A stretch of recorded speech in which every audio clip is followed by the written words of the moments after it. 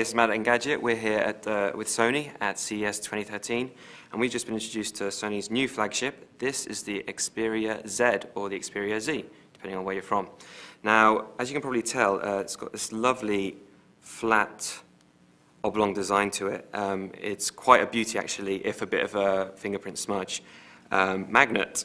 If you turn around to the front, one of the core features here is a 5-inch reality display. This is Sony's new Mobile Bravia Engine 2, and like the Mobile Bravia engine before it, you'll see it augment both images and video, cranking up contrasts and colors. Now, the 5-inch screen is protected by an as yet unmentioned brand of protective glass. We're not sure exactly who that is just yet, but hopefully that should be able to protect it from spare change and other pocket shrapnel. Within the phone itself, we've got a Snapdragon S4 Pro clocked at 1.5 gigahertz.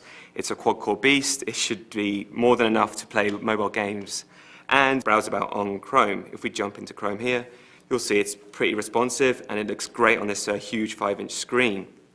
Now, the software itself is Android 4.1.2, again, one of the most latest builds of it. And you can see it looks pretty familiar. If you've bought a Sony phone in the last few years, you'll see the very familiar wave art, those Sony widgets. Obviously, you have a shortcut jump up here.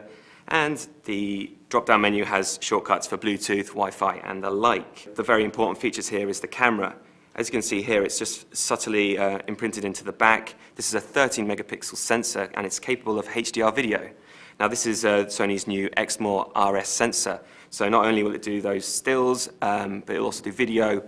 And with that HDR mode, you'll hopefully crank up quality of the images and the video in poor lighting conditions.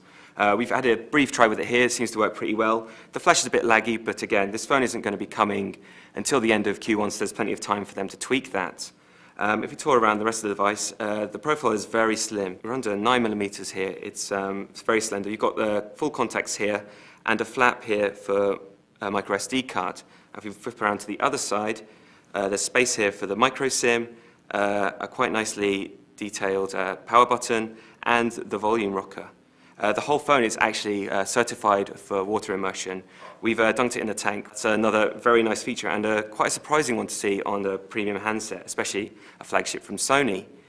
Anyway, this has been a very brief look at the Sony Xperia Z. This has been Matt at Engadget.